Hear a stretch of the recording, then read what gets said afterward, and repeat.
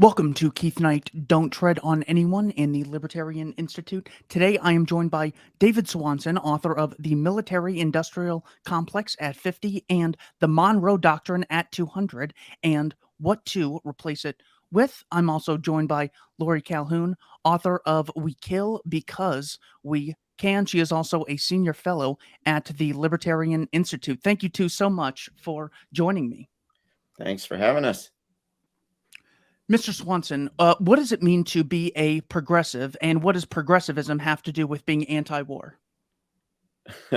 Well, I guess that depends who's using the word. It can mean that you're a member of the biggest caucus in the Democratic Party in the U.S. government, and you love wars, and you do everything you can to facilitate the growth of the single most expensive institution ever to grace the face of the earth, the U.S. military. But you want the wars to be done with friends in an amicable manner in the name of democracy and women's rights and so forth.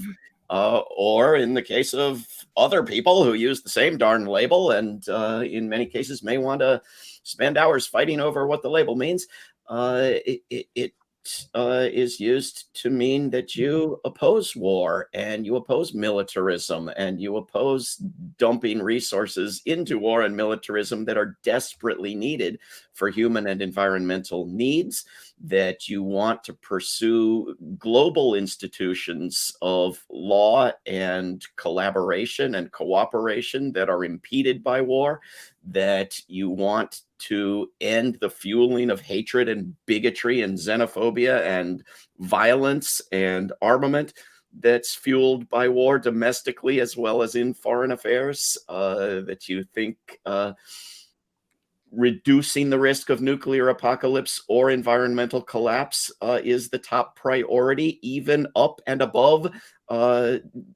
killing people in the name of standing up to Vladimir Putin. So I think there's a great variety, perhaps more than with most terms, in how that term is used. Lori, what does it mean to be a libertarian, and what does that have to do with being anti-war?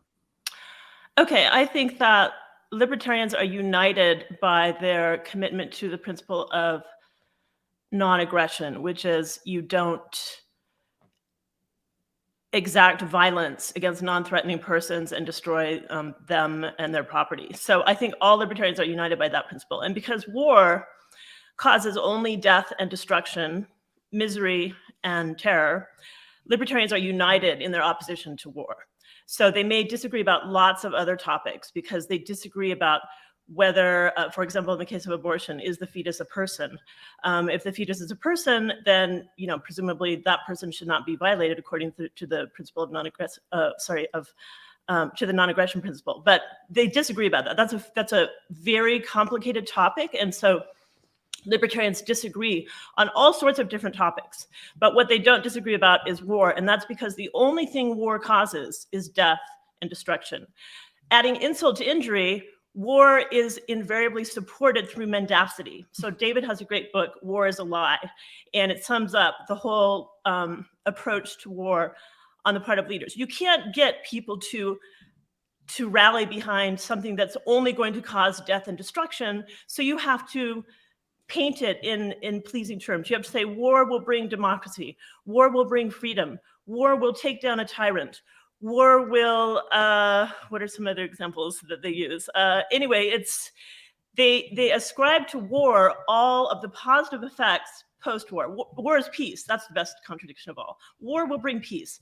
And these effects do sometimes arise after a war, but they're ascribed to the war by people who want to wage future wars, even though all of those effects happened after all the death and destruction stopped.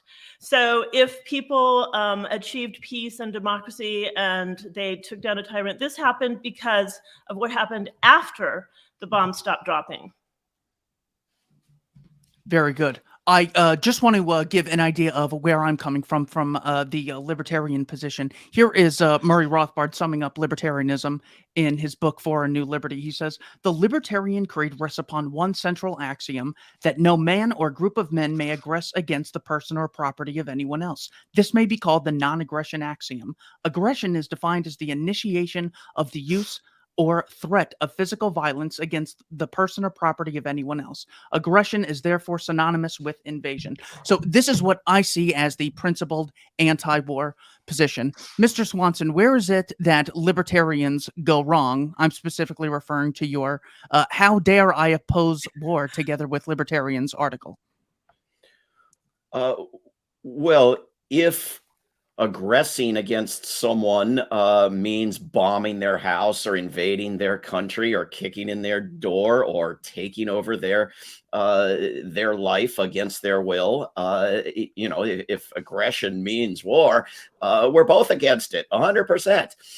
If aggression means taxing billionaires who don't know what to do with their massive accumulated, hoarded, filthy wealth in order that other people not starve and go without decent lives and shelter and warmth in the cold and so forth, well then, I think that's nuts, and I think it's catastrophically dangerous and stupid.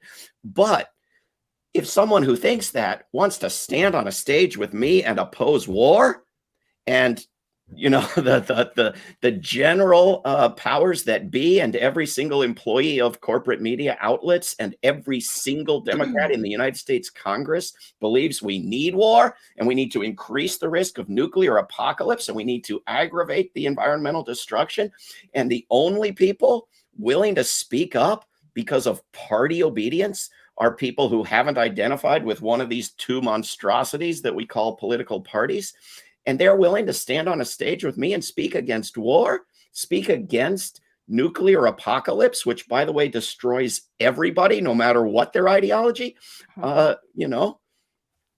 welcome, brothers, sisters, let's do it, Lori Calhoun, when it comes to maybe having a disregard for the poor, or caring too much about the wealth of billionaires, do you think there's anything to Mr. Swanson's criticism of libertarianism?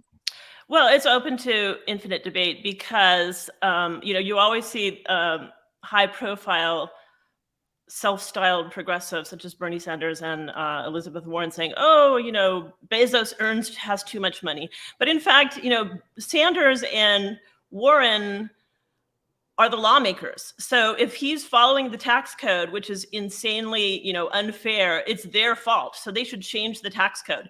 No one is volunteering to pay more taxes than they're required to do by law. So it's really, really open to debate. I think that David's point is really important, that if we have a nuclear war, then none of these issues matter. It doesn't matter that we disagree about every other issue, because we won't be here to debate any of them. So we have to find our common ground. We all agree that war cannot be supported. It's a complete abomination morally, and it's intrinsically inhumane because it erases from the face of the earth the very possibility of debate about anything else. It erases values, it erases our very existence, and it's been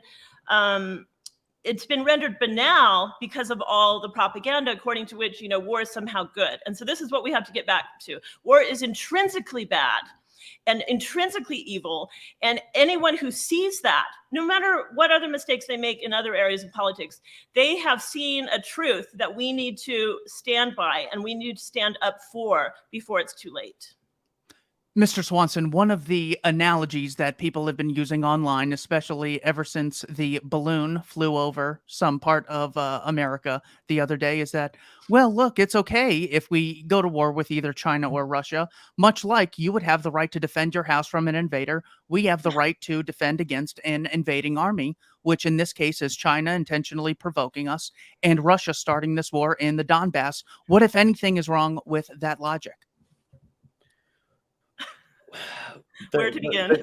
Yeah, I mean, you're beginning with an 18th century conception, that of rights, which impedes almost any sensible argument. I know libertarians have a fondness for rights, and in many cases, in a good way, that I agree with and sympathize with. But the question, do I have the right to fight back when someone is invading my country, can be a very, very dangerous and stupid question when a better question is, what would be the smartest thing to do right now? I have the right, presumably, to shoot myself in the foot, literally and metaphorically, right? It doesn't mean it's the smartest thing to do, right? And so, am I denying Iraqis and Afghans the right to fight back? Well, how the hell could I do that? Who has the power to do that? What does that even mean? But if Iraqi friends of mine ask me what works best, and I look at the evidence, we're supposed to be fact-based, look at the evidence, stop denying the science, right, of what works and what doesn't work. Well, nonviolent resistance works better. It is more likely to succeed. You have to organize for it and plan for it in order for it to work the best. And governments are busy, for the most part, organizing and planning for wars and military defense and military aggression, with very little distinction between the two. But this notion that you must fight back militarily against any threat, that's one problem. Then you have the problem, of course, that you've surrounded China with military bases. You're flying military flights near China, sailing military ships near China, and freaking out because of a balloon. I mean, the hypocrisy is just beyond ridiculous, right? Presumably, China has the right to destroy the United States because of all the U.S. military bases lining its borders. No, it doesn't, any more than the United States has the right to hate China or bomb China or destroy China because of a damn balloon, but and the same for every other conflict. It takes two to tango. It takes two to organize an orgy of mass murder. No sides are. My 10 minutes ago, I was talking to a Russian media outlet and telling them that that Russia had no right to do what it's doing, and the U.S. has no right to be doing what it's doing. War is evil, no matter which side you're on.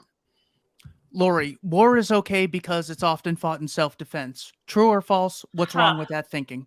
Yeah, well, read my book, War and Delusion. First chapter, I just wipe out the whole idea that war is an act of self-defense. I show, probably to excess, how disanalogous the two practices are. War is nothing like self-defense. Just to pick one of the many ways in which it's not like self-defense, if your neighbor looked suspicious to you, you would not be justified in going and killing him in his house. Okay, so just take that as a starting point, because that's how all of the US wars have been conducted in recent history, maybe in all of history. Yeah, and I really like David's point that you have to do the smart thing. It's not just like the right thing. Yeah, we may have a right to do, whatever we want to do. Maybe rights are infinite. But what is the smart thing to do? And when we look at the outcome of the Afghanistan war, which people seem to have forgotten, the Taliban is now in power. So we spent 20 years trying to kill the Taliban, the allegedly intrinsically evil Taliban. They're now running the country. So we just, I hate to mention money because I don't want to say that like I oppose war because of money, because that's not why I oppose it. But if you're going to look at the smart thing is to analyze what went wrong, why it didn't work, and why it won't work in the future, instead of just pretending that it never happened and doing the same thing all over again. So, Mr. Swanson, can you see how if just because we oppose an increase in military spending doesn't mean that we support, America getting invaded, just as we don't think that increasing government spending domestically will necessarily improve the plight of Americans. So just because we don't want a state program doing something doesn't mean we're against that thing happening in general. Is there anything that we're missing there? Well, it's hard to get a handle on what it is you think. Not that this is the topic of war exactly, but Lori seems to think that billionaires should be taxed so that people don't starve. But senators who don't really try to accomplish that shouldn't talk about it so much. I agree 100%. If you think that, in fact, billionaires should not be taxed and people should just go on starving and freezing to death so that billionaires can have more money than they could possibly dream up what to do with, then I disagree. And if you want to tell me that the evidence shows that any day now, the wealth is going to trickle down and generating more wealth for billionaires is magically going to help everyone else, just wait and see, it's coming. I'm going to refer you to the Pentagon, which has been predicting that any moment now, the Ukrainians are going to win and Russia is going to surrender completely and totally, and all will be peace and glory, and suggest that such promises are weak. We need actual evidence. I'm sorry, I can't take your word for it. So one Okay, bit of just- evidence, wait, one bit just- of evidence could be that the government already gets $6.2 trillion that they spent last year. So we could say, well, we can't wait for government to trickle down the wealth. Another piece of evidence could be that healthcare, housing, and schooling are the three things government's gotten most involved in, and we've seen the prices go higher and higher without a great increase in quality, whereas computers, electronics, printers, a lot of TVs and electronic appliances, which are much less regulated, cell phones and cell phone software, less regulated, less subsidies. Those have gone down in price in the last 20, 30 years, and the quality's gone up and they're more environmentally friendly. Can you see how the libertarian can still consistently support the poor and the downtrodden without advocating state intervention? No, it's absolutely ridiculous. If you think housing and healthcare and whatever the other thing was are the top three things the US Schooling. government is involved with, I don't know where you've been the past 20 minutes. The US government is a war machine with a few side projects. You can put the numbers down on a piece of paper and figure that out on your own. And to object that it's a big government and we need a small government is to ignore the critical question of what kind of government it is. I want to move the money from the war machine to useful things. Some of those useful things might be tax cuts, but most of them are critical, urgent emergencies of human life and environmental sustainability. So my interest is not in joining either chorus of we must have a bigger government, we must have a smaller government, both of which collaborate in the erasing from the popular understanding that war costs money, that military costs money, that in fact the majority of your beloved tax dollars go into a war machine. And it's counterproductive and it's murderous and it's disastrous, but that's where they go. So of the $6.2 trillion that was spent in 2022, most of it went to war? More than half of it.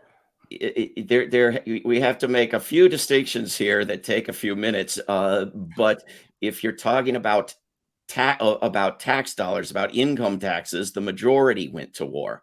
If you're talking about discretionary spending, the spending that the Congress decides what to do with every year, which yes, leaves out some big things, some of which could be called healthcare and retirement, then a significant majority, maybe 60%, goes to war.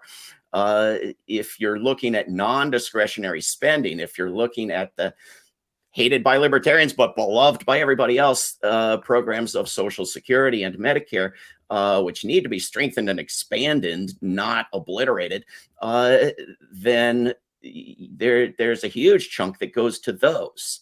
The problem is that if you look outside this little corner of the world, this 4% of humanity so obsessed with its own reflection, at nations that put money into retirement security and healthcare in efficient ways, that is, in governmental ways, they're healthier, they live longer, they're happier, they do better. And if you look at governments that do what you want and defund human and environmental needs, they're disaster zones. Lori, how would you respond to that? Okay, first of all, I want to back up a little bit to David's inference that I think that Bezos et al. Should be taxed more. I think it's very complicated, and I certainly think that if we could stop war today and divert the entire military budget, if the only way we could stop war today would be to divert the military budget to other things, I would absolutely stand behind that. But I think that what we have to get back to is war itself and the fact that we have become a military state. This is a fact. Everything else is given, much lower priority than war. And we can see this in the very fact that the Pentagon has not been able to pass an audit in decades now. And they come out and say, oh, we lost track of $2 trillion, or how many trillion is it, David? So they lose track of all this money, which is so much money that it could actually pay for all of the progressive wish list items. So what we need to focus on is war and holding these people accountable, these criminals accountable. I mean, it's absolutely outrageous. No business would survive with that degree of incompetence and waste.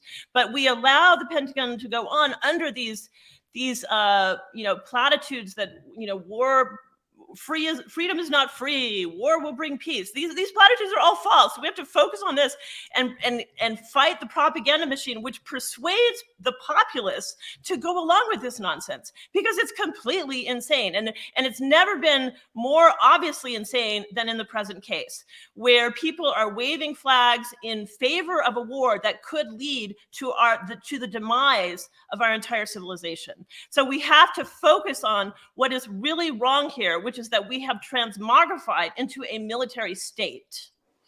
If I could, and I love things like healthcare and retirement and people being taken care of. The only reason that I oppose the state being involved is because they don't let people opt out of funding certain programs. Mr. Swanson, those are niceties. Those are niceties. We can argue about that later after we stop war. Okay. Sure. But Mr. Swanson, would progressives say that anyone has the right to issue taxes, or only a government would have a monopoly on something? If it's so justified, how come only the state can do it? Again, as Lori pointed out, our good law-abiding billionaires are not going to voluntarily pay taxes. They're going to happily pay taxes when there's a law requiring it. But Mr. Knight is going to object that the law is evil and we should have the billionaires voluntarily pay their taxes. I'm going to disagree and side with Lori's quite obvious observation that they don't do it, that they wait to be taxed. But just as Lori said, if all the money had to be moved into the evil funding of human and environmental needs, she would agree to it. I would agree to moving all the money out of the military into tax cuts, even tax cuts exclusively for oligarchs. I would be for it. And in fact, I've proposed for decades with libertarian friends, why don't we get together and launch a campaign jointly, hack the money away from the Pentagon, put 50% of it into tax cuts and 50% of it into human and environmental needs. We can unite around that. Yes. And occasionally I've found people who said, yes, I agree. I'm saying yes. They've almost said, let's do it. Very often I've found libertarians say, absolutely not. I cannot on principle support. Screw them. Screw them. They're wrong. So yeah, libertarians don't agree about anything, I think, except for the NAP. So they disagree about all sorts of things. So that's why I was a little bit disappointed when my hero David Swanson, made this remark that I think you were basically paraphrasing your critics that how can you stand on a stage with people who oppose war because it costs money? So it took me aback, because I think you're one of the smartest, one of the most intelligent war critics around. I actually believe, on the record, that you're one of the few people on the planet who actually deserves a Nobel Peace Prize. So I had to engage you on that. And in fact, I wrote an essay, which is probably going to be up tomorrow. And if you want to respond to that, where I take up the topic again. So yeah, it's we have to find our common ground on these issues. And there's no more important issue than war. So we can disagree about all the details about what's going to happen after we abolish war, but first we have to abolish war. Certainly. I agree. Yeah. Look, if we could murder people in Japan and Yemen and Vietnam for $0, I would still oppose it, because it's initiating violence against peaceful people.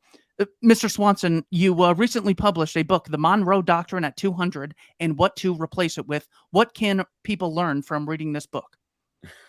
Well, I could answer that for several hours, but I guess the short of it is they can learn what the Monroe Doctrine is, where it came from, who James Monroe was, what context it was created in, how it's evolved over the decades and centuries, what evil it's done, what's grown out of it in terms of other doctrines, what a presidential doctrine is, where they come from, what harm they do. And of course, the Monroe Doctrine has evolved over the centuries, but it's kept a core principle throughout, and it's a doctrine of imperialism and the imposition of colonial superiority on others, and it was used. It was used principally to expand the United States through the middle of North America. It's thought of principally as related to Latin America because the manifest destiny of conquering parts of North America is considered absolutely unquestionable and almost as if it didn't happen. But of course, the goal of many of these people was to take over all of Canada, all of Mexico, all of Central America, and maybe parts of South America. And a lot of that has never happened. But it's an ongoing struggle. And there's a strong and growing movement, including of governments in Latin America, against the Monroe Doctrine and in favor of shutting it down, whether the United States wants to or not. And that's very interesting. Lori, what can people learn from your book, We Kill Because We Can? Well, it's on its face a critique of drone warfare, which just developed in this century, the use of remote control technology to kill people in lands far away. Often these people are not in war zones and they're being assassinated, but it's been rebranded as targeted killing, so that supposedly if you assassinate someone with a missile, that's an act of war. Where in the past, when you assassinated people with a poison or a wire, that was supposedly illegal. So it's a critique. It's a close examination of this practice, why we're doing it, why anyone would think that this is a good idea. And on tangentially, it's also a critique of war more generally. So I show how the fact that we have resorted to this practice shows the deceptive quality of all the rhetoric of our wars regarding just war, et cetera, because we basically assume that suspects are guilty until proven innocent, and then they're not provided with the capacity to surrender, which is supposedly enshrined in the Geneva Conventions, the Declaration of Human Rights. We violate all of these treaties that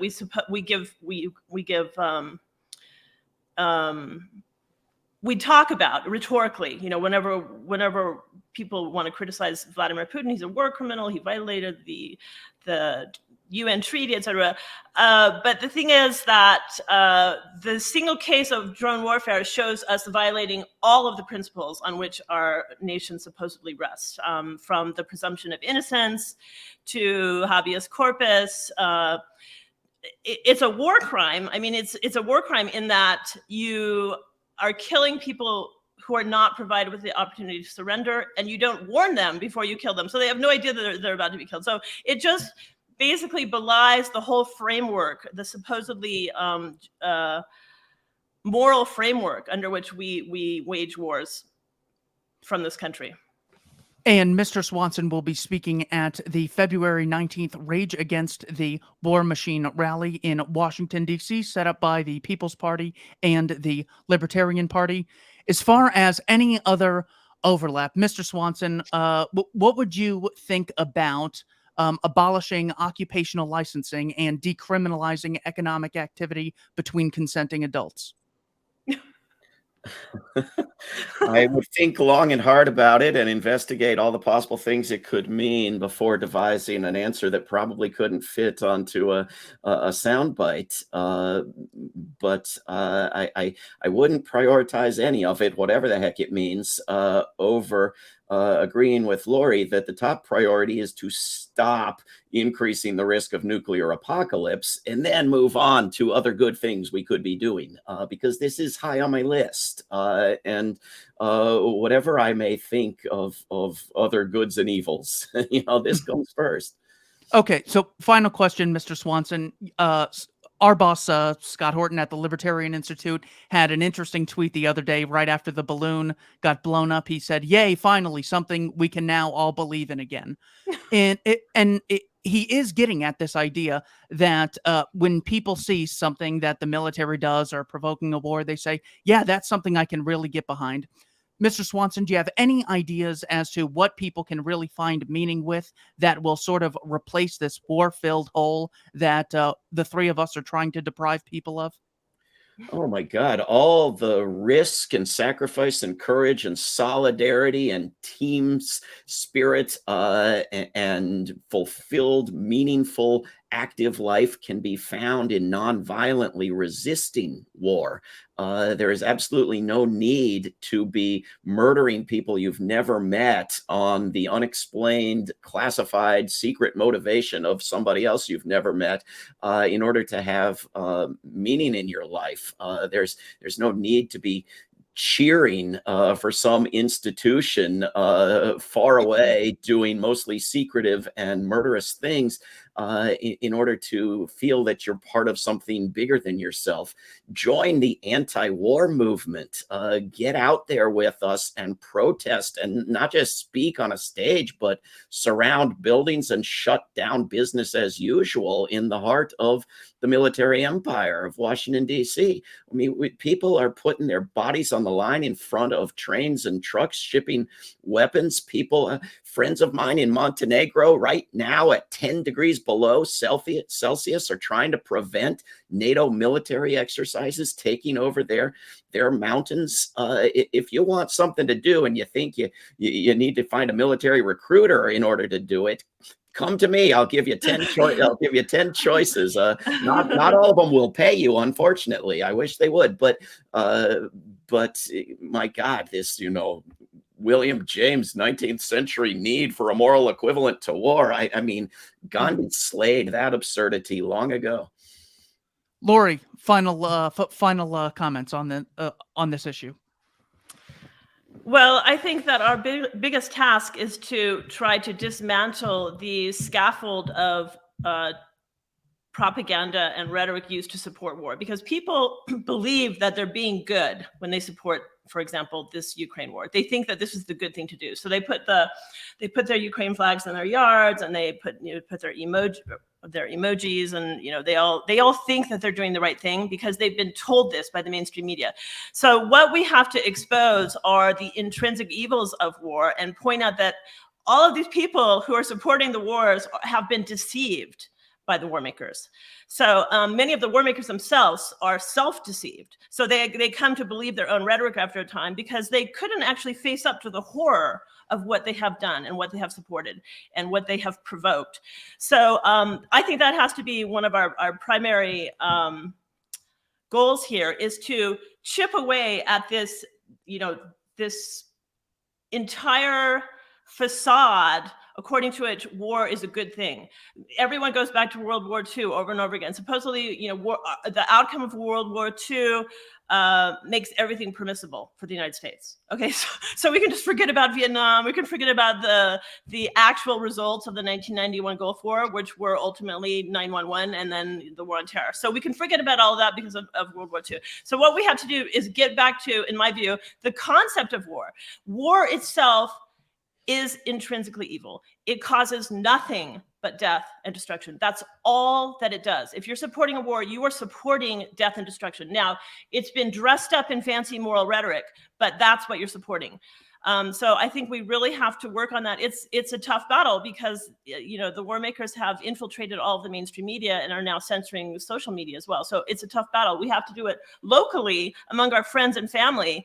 All of us have family members who watch CNN, for example, and have been convinced that, we have to combat the evil Vladimir Putin, without thinking through the actual consequences of where this can lead.